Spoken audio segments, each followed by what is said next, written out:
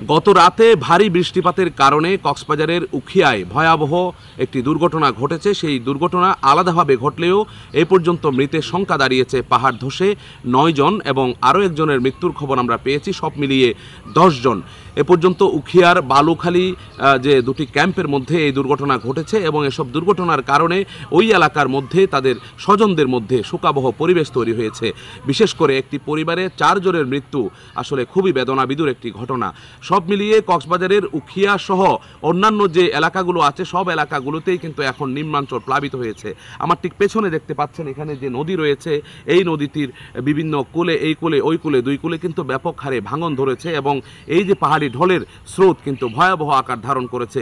আজকে সকালে অথবা গতকালকে রাতে এই পানি কিন্তু এখানে আরও উপরের দিকে উঠেছিল, এখন বৃষ্টি কমে যাওয়ার কারণে কিছুটা পানি নিচে নেমে গেছে।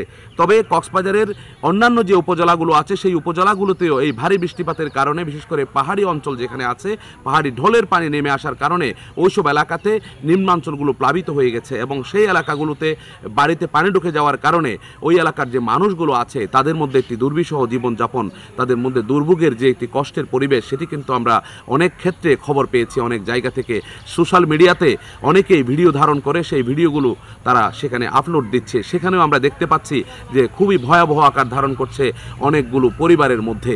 সব মিলিয়ে প্রশাসনের পক্ষ থেকে এখনও পর্যন্ত কোনো ধরনের ত্রাণ সাহায্য সহযোগিতা পৌঁছানো হয়েছে কিনা সেটি কিন্তু আমরা খবর পাইনি। তবে যেখানকার যে এলাকাগুলো স্থানীয় স্ব এলাকার ইউনিয়ন পরিষদের পক্ষ থেকে আমরা মাইকিং হতে শুনেছি, বলা হচ্ছে আরও বৃষ্টিপাত হতে পারে এবং পাহাড়ি অঞ্চলে যে মানুষগুলো ঝুঁকিপূর্ণ অবস্থায় রয়েছে তারা যেন নিচে এলাকার মধ্যে, নিরাপদ এলাকার মধ্যে যেন তারা সরে আসে এবং তারা যেন জীবনের নিরাপত্তাটা নিশ্চিত করে, সেই বিষয়গুলো সচেতনতার জন্য বিভিন্ন ইউনিয়ন পরিষদের পক্ষ থেকে সেখানে আমরা মাইকিং করতে শুনেছি।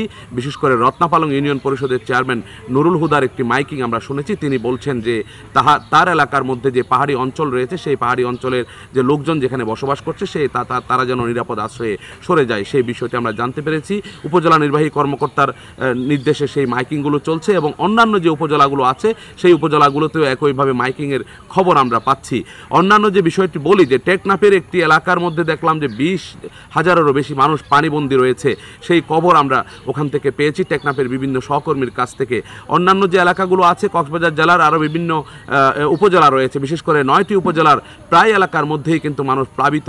এখন তাদের দুর্বিষহ জীবনযাপন, সরকারের কাছে তারা আবেদন করেছেন দ্রুত সময়ের মধ্যে তাদের কাছে যেন ত্রাণ ব্যবস্থা করা হয় এবং তাদের সাহায্য সহযোগিতার ব্যবস্থা করা হয়, আর পানি যেন নেমে যায় সেই বিষয়গুলো বিভিন্ন জায়গার মধ্যে যেগুলো বাঁধ সৃষ্টি হয়ে আছে সেই বাঁধগুলো যেন কেটে দেওয়া হয় এবং সেখানে পানি যেন নিচে নেমে যেতে পারে, এমনটা খবর আমরা বিভিন্ন উপজেলা থেকে পাচ্ছি। এই ছিল আমার কাছে কক্সবাজারের বিভিন্ন উপজেলায় যে ভারী বৃষ্টিপাতের কারণে এবং পাহাড়ি ঢলের কারণে নিম্নাঞ্চল প্লাবিত হয়ে গেছে সেই এলাকার যে দুর্ঘটনার যে খবর, সেই খবরের সর্বশেষ। পরবর্তীতে আমরা অন্য কোনো খবর নিয়ে আবারও যুক্ত হব। তাই সে পর্যন্ত সকলে ভালো থাকবেন, সুস্থ থাকবেন, নিরাপদে থাকবেন। আল্লাহ হাফেজ।